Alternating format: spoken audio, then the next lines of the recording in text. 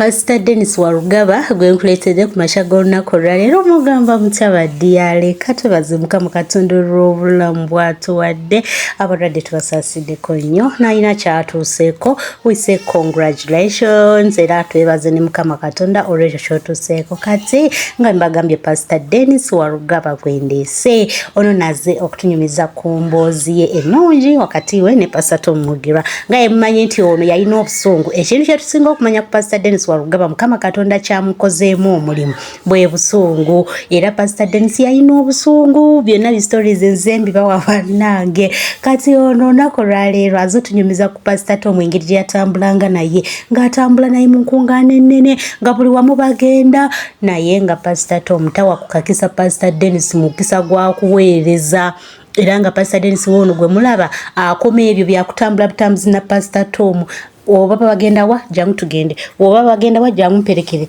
naye nga ku katuuti talinnya ng'ate waatuuka okwagala okuteeka abantu ku katuuti ayita ba Pastor Buyongo ayita ba Pastor bali ba Pastor Kamya ayita ba Pastor Kisitu naye nga Pastor Dennis yakoma wali eri kukwata bukwasi Bible kuwerekera ku musu nga byakomako era munange byali bimuluma nga bimulumira ddala nga bimunyiiza n'olunaku olumu Pastor mulala yamugamba naye gulwaki otambulanga butambuzi n'omukulu naye nga takuwaako kwadde akakisaako okuweereza bali basindika eri katuuti gwe nga togendayoko era lumu n'agamba naye nange kamulumbi lwaki nze tampaako kakisa kugenda katuuti obwo obutuuti obunene siina kyemukola buli kaseera mba ntambula butambuzi naye n'aba nga agenda kulumba Pastor Tom amubuuze lwaki ye tamuwa kakisa kakulinnya katuuti kanene ebyaddirira mwebiri mu clip muno ogenda kuba obyerabirako it's life in Christ wano sisukawo era wensukawo nja kubeerako ekikyamu Katonda n'abankuumire baddiyale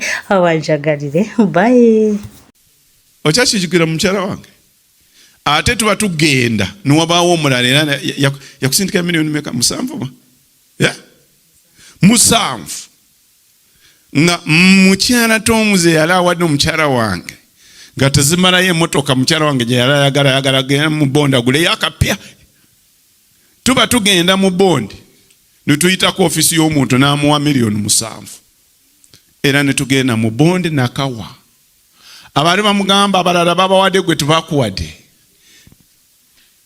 etwali twakavayo ng'emmotoka agijeeyo ate omulala n'aleeta endala waka nga tamumanyi kati abaali bakugamba nti oliko ekikolimo kyetaaga paapa nga tubagamba nti ate awo paapa nga bamulaba waawo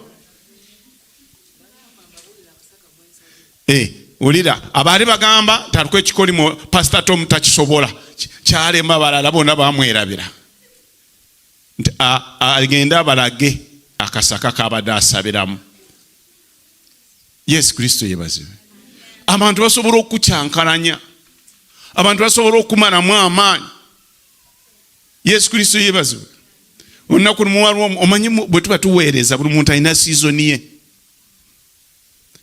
twaweereza omuseera bimu nga tugenda tubaweereza bangi emutundwe naye nga nze bwe tuba tugenze bweru ngenze ne muzeeyi mpeereza naye nga katuuti akanene sigendawo naye nga muzeeyi antuma n'agenda n'agamba genda eweereze mu lukungaana kati omuweereza omu najja n'aŋŋamba naye gwe Warugaba lwaki togenda n'ogamba Pastor Tom naawe nakuwa katuuta akanene twala ku prayer mountain niŋŋamba nange ŋŋenda kumulumba naye ng'ebirooto mbirina naye mma ŋŋenda kugendayo nempulira eddoboozi liŋŋamba ye yagendayo kweyogerera nti mpa akatuuta akanene era kyalibadde kibi nga ngenze mu muso wa tata wange gwokimanyi woweereza Katonda akulaba amanyiwo woobera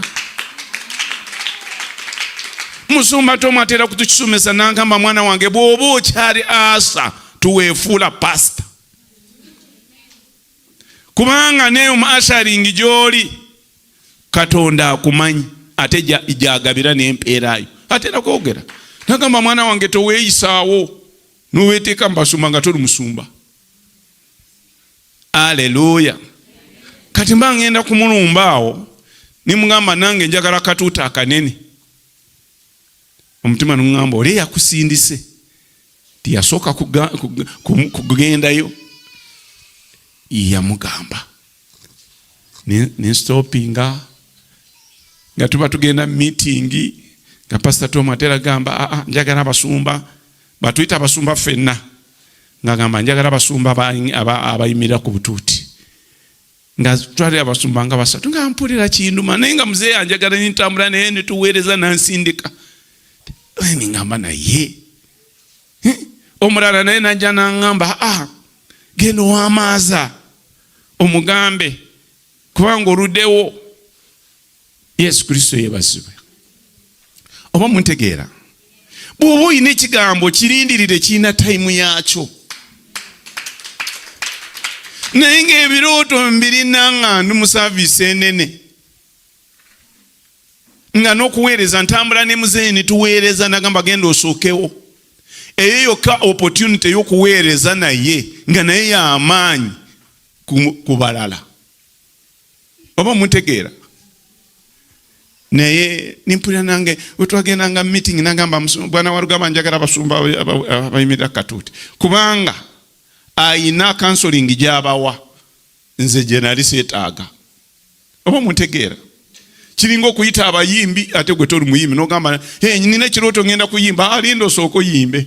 Otandika okuyimba nawe oyingire mu bayimbi. Aleluya. Newayitawo akabanga nga ekintu kinuma naye nimala ninkita. Omu yangamba genda okow'amaaza. Ngamba sijja kgenda.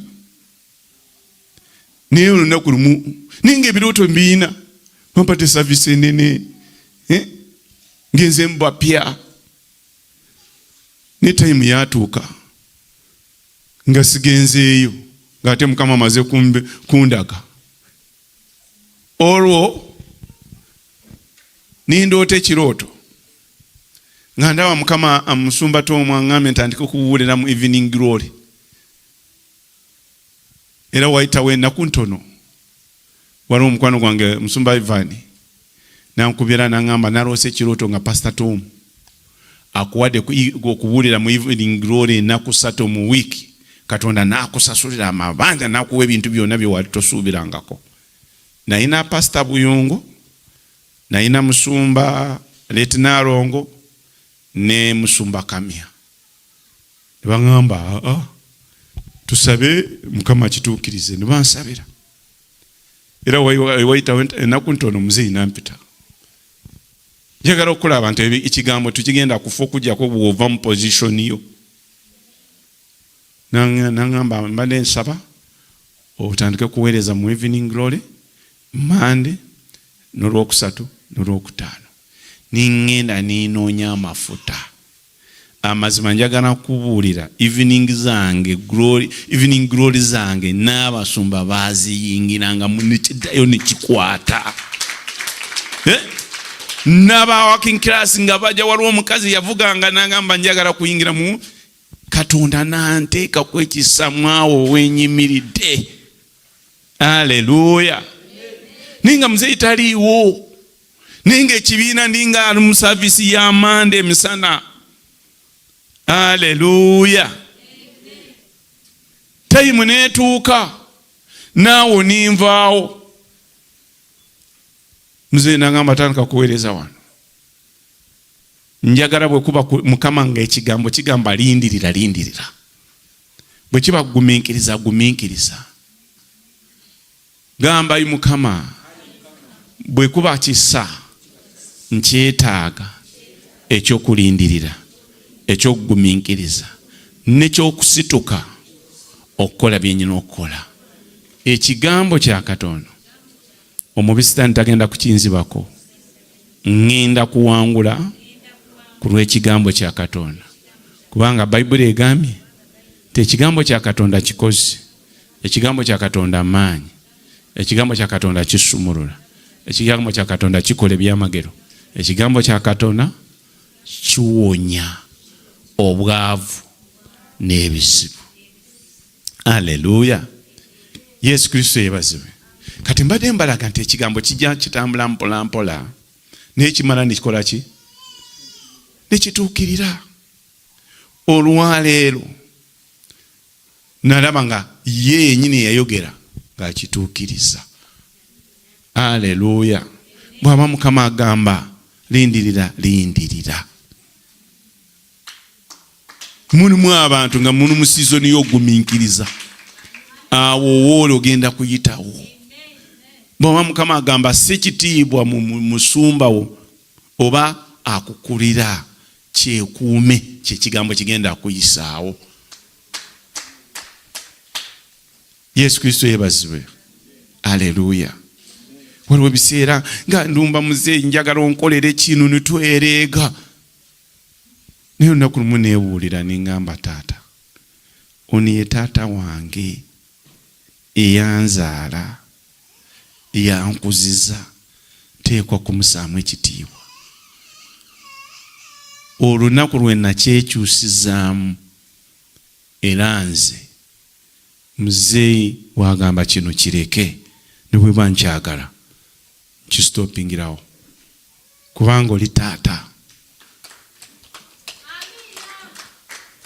Oli taata wange, kino kyendi ayina kyankozeemu. Mulabyeko nga nteekako emikono nga nsabira, mulabyeko nga mpita nangayidinga, mulabyeko nga ndeeta nandibyukinga naye namala nansabira. Kati oyo ate sijja kumwereegamu. Ekyokubiri, sijja kwetabamu abo abamwogerako bubi. Muyige okwogera ebigambo ebirungi eri abasumba bammwe, eri abo ababakulira.